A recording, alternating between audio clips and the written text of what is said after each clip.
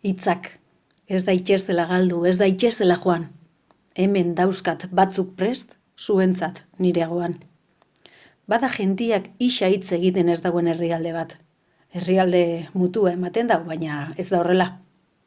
Izatez, oso herri ederra da. Mendigarai eta berde inguratua eta babestua dau. Bere kale estu eta adokinatuetan, jauregi itxurako etxe dotoriak aurkitu aldozuz. Hor jolas parke ugari donon eta ehundaka urte sustartutako zuaitzez apaindutako lorategi inguratua. Hanemenka, lantegiak ere badaz, eta bat oso bitxia. Hitzak sortzen egiten daue bertan. Hitzen fabrikak, goiz, eguerdia, arratzaldez eta baita gabez ere, martxan aritzen da joetak lanean minutu bat gelditu gabe. Amaiera gabeko lan honetatik, era guztietako hitzak ateratzen die.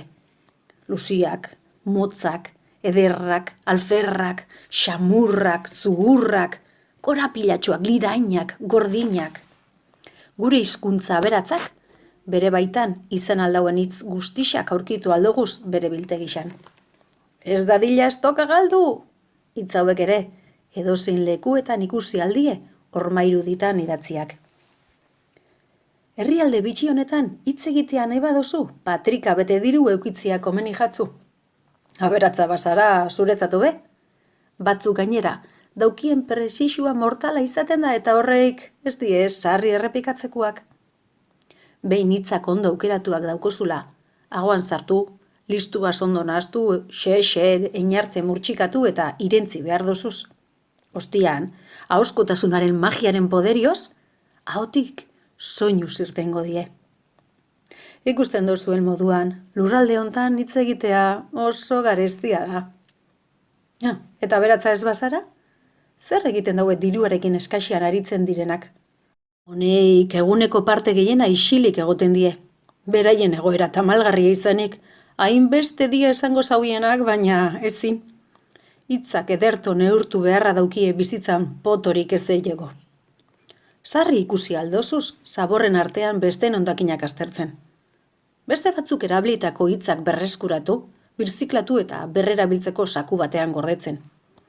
Baina jakin badakigu zabor artean ustelkeria besterik ez dugula aurkitzen eta eskutartetan harrapatzen dauien hitzak halako txiak izeten die, zikinak, axolagabiak, interesbakuak.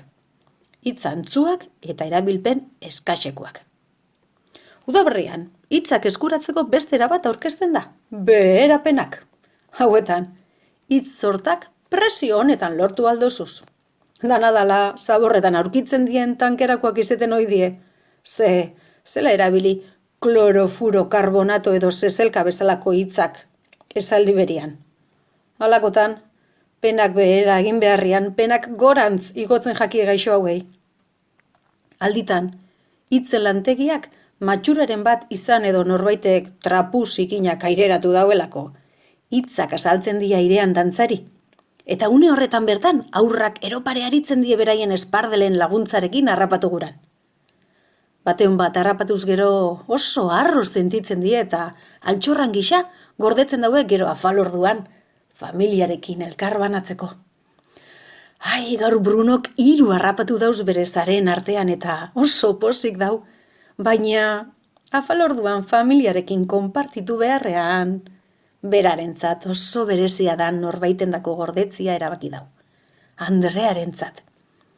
Bihar Andrearen urtebetetzia da, eta berataz txora eginda dau.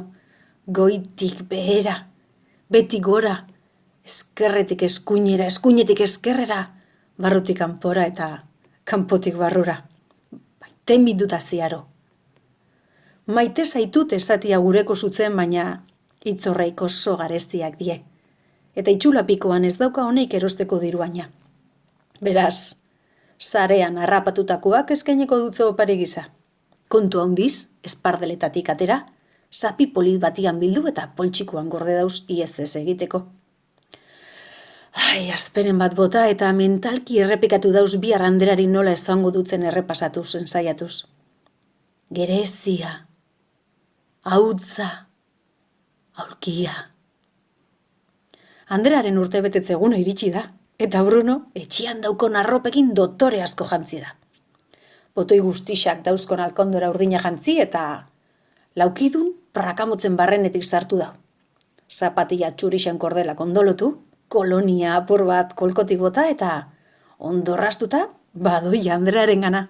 Andoia Bruno eskua poltsikoan sartuta, oparia ondo helduz. Andrea, Brunoren aldameneko kalean bizi da. 7.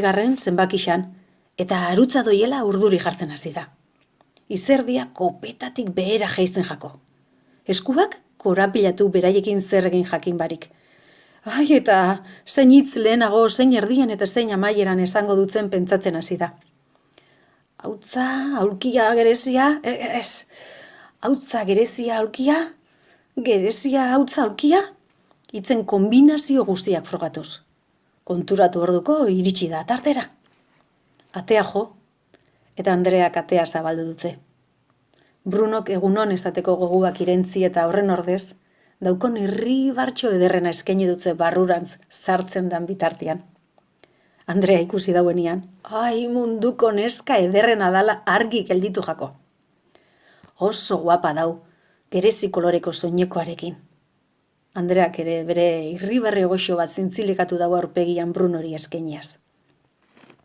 Baina laizzer kendu jako Brunori aurpegiko barretxua Andrearen atzian Oskar, bere txairik nagusiena ikusterakoan.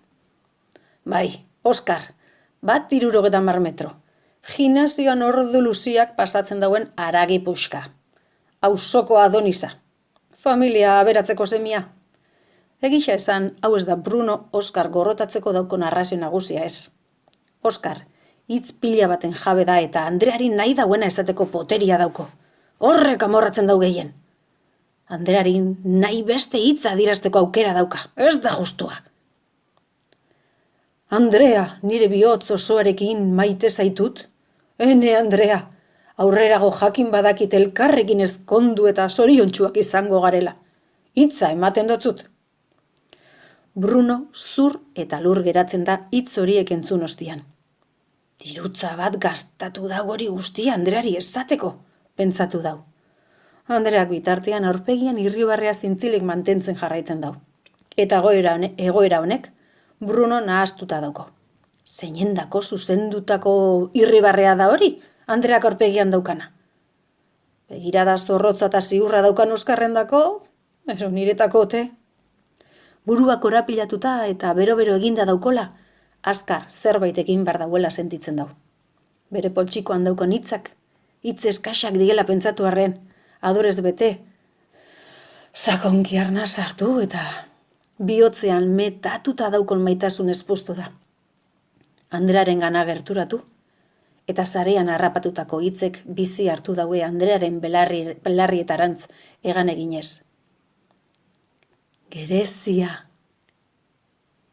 aulkia, hautza, harribitxi gisa heltzen di Andrearen belarrietara bihotza ikutzera iritsi arte. Amaitzean, elkarri begiratzen geratzen die gelditasunian, xiltasun sakonian. Irri aurpegian zintzilik mantenduz, Andreak esku hartzen dutze Brunori eta musu goxo epel bat eman dutze sudurraren puntan. Elkarren arteko begirada gurutze hortan, loratu eta kanporatu nahi dauen sentimentuak, emozioak, hitzak islada die. Antzematen da bai, beraien artekoa magikoa dela. Maitasun honen evidentzia begibistan izan da, Oskarrek nabaritu dau, maitasunaren borroka hontan porrot egin dauela, beraz, bere hitzak irentzi eta buru makurralde egin dau hortik. Brunori aldiz, egan egitea besterik ez jako falta gainean duen zirrararekin. Oso pozik dago eta maite minez ez, maite biziz dago bera. Orduan, urte batzuk dala bere espardelarekin harrapatu zuen eta egun berezi baterako ondo gorde zuen hitzaz gogoratzen da. Eta gaur, egun berezia da oso.